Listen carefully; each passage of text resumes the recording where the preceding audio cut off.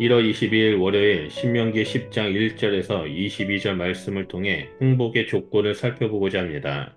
신명기 10장은 모세가 십계명을 받는 것에 대해 서술합니다. 40일간 모세의 중보기도를 하나님께서 받아주십니다. 하나님께서 다시 모세를 시내산으로 부르십니다. 처음과 같이 돌판 2개를 깎아서 준비해 오고 그 돌판을 보관할 법궤를 조각목으로 만들라고 명령하십니다.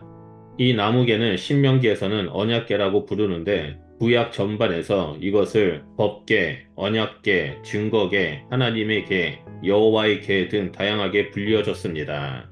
이에 모세는 여호와의 명령을 따라 2돌판과 나무궤를 만들었고 돌판을 가지고 산에 올라갔습니다. 여호와께서는 십계명을 처음과 같이 그 판에 쓰시고 그것을 모세에게 주셨습니다. 5절에 따르면 모세는 시내산에서 내려와 2번째 받은 2돌판을 나무개에 넣었다라고 보도합니다. 그리고 그것이 신명기를 쓰는 이 순간까지 있다라고 저자는 말합니다. 여기서 법궤의 시작 시점이 문제가 됩니다.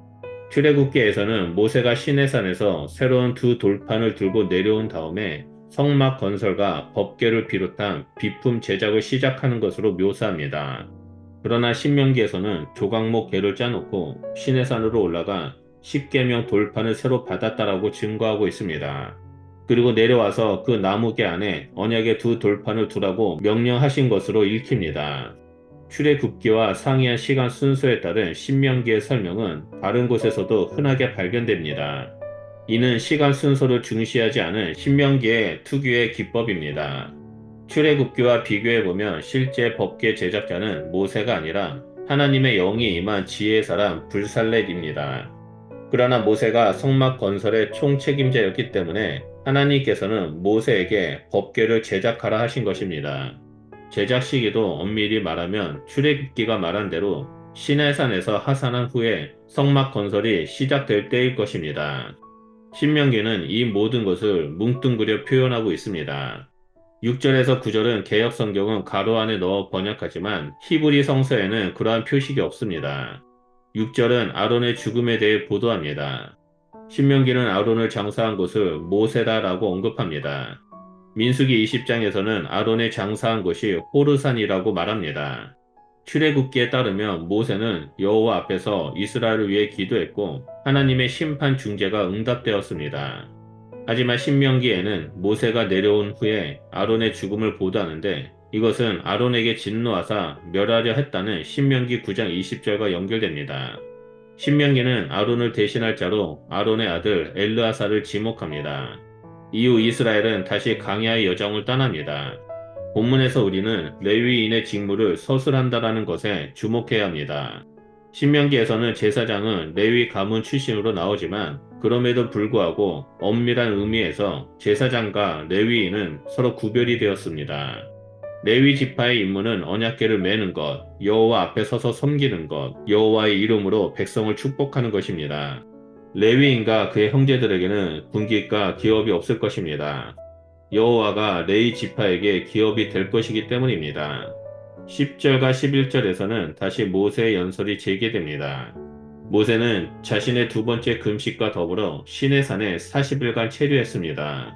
그는 시내산 꼭대기에 하나님 앞에서 40일간 금식하며 패역한 백성들을 위해 탄원의 기도를 계속 올렸습니다. 그의 기도는 결국 받아들여졌고 하나님께서는 용서하시고 모세에게 백성들을 선도하여 시내산을 떠나 광야 여행을 시작하라고 말씀하십니다. 모세는 이스라엘에게 여호와께서 너희에게 요구하는 것이 무엇이냐라고 묻습니다. 이에 대해 12절과 13절에서 너희 하나님 여호와를 경외하며 그의 모든 도를 행하고 그를 사랑하며 마음을 다하고 뜻을 다하여 내 하나님 여호와를 섬기고 내가 오늘 너의 행복을 위하여 너에게 명하는 여호와의 명령과 규례를 지킬 것이 아니냐라고 대답합니다. 여기에는 여호와 하나님께 대한 순종과 예배, 사랑에 대한 용어가 다 등장합니다. 특히 13절 맨 끝에 행복을 위하여가 나오는데 여호와가 요구하는 행위들은 여호와를 기쁘게 하기 위해서가 아니라 이스라엘의 행복을 위해 필요한 것임을 알 수 있습니다. 15절에서 모세는 여호와께서 이스라엘 조상들을 기뻐하시고 사랑하셨음을 묘사합니다. 마찬가지로 이스라엘은 두 왕, 즉 두 주인을 섬길 수 없습니다. 하나님만이 유일한 여호와이십니다. 모든 하늘의 하늘과 땅과 그 위의 만물은 여호와께 속했습니다. 하나님은 사랑으로 그들을 일방적으로 선택하셨습니다. 그러니 택함받은 백성은 마음에 할례를 행하고 굳은 목으로 하나님께 대항해서는 안 됩니다. 성경은 여기서 처음으로 마음의 할례를 언급합니다. 이것은 모든 이들이 여호와의 언약에 참여하게 되었음을 보여줍니다. 이어서 18절은 고아와 과부를 위하여 정의를 행하시며 나그네를 사랑하여 그에게 떡과 옷을 주시나니라고 선언합니다. 18절과 19절은 반복하여 나그네를 사랑하라라고 말합니다. 우리의 나그네 사랑의 근거가 우리가 나그네였을 때 받은 사랑이라는 뜻입니다. 우리는 다시 본문의 질문으로 돌아가야 합니다. 너의 하나님 여호와께서 너에게 요구하시는 것이 무엇이냐라는 질문입니다. 여기서 우리는 하나를 더 질문해야 합니다. 여호와를 사랑하는 것이 무엇이냐입니다. 12절은 여호와를 사랑하라고 명령합니다. 그리고 여호와는 그들 곧 이스라엘을 사랑하시는 분이시고 더 나아가 나그네를 사랑하는 분이라고 말하며 이를 근거로 이스라엘에게 나그네를 사랑하라라고 명령하며 마치고 있습니다.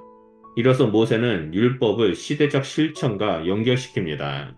십계명이 요구하는 것은 여호와를 경외하며 사랑하고 이웃을 사랑하는 것입니다. 이것은 하나님께서 주신 도를 마음을 다하고 뜻을 다하여 행함으로 표현되는 것입니다. 하나님을 사랑하고 이웃을 사랑하라는 계명은 여호와 하나님을 기쁘게 하시기 위해서가 아니라 우리의 행복을 위해서입니다.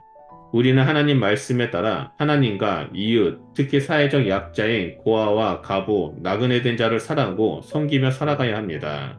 이러한 섬김은 주의 백성들이 마땅히 정의를 행하는 삶이며 또한 하나님의 형상을 본받는 삶입니다.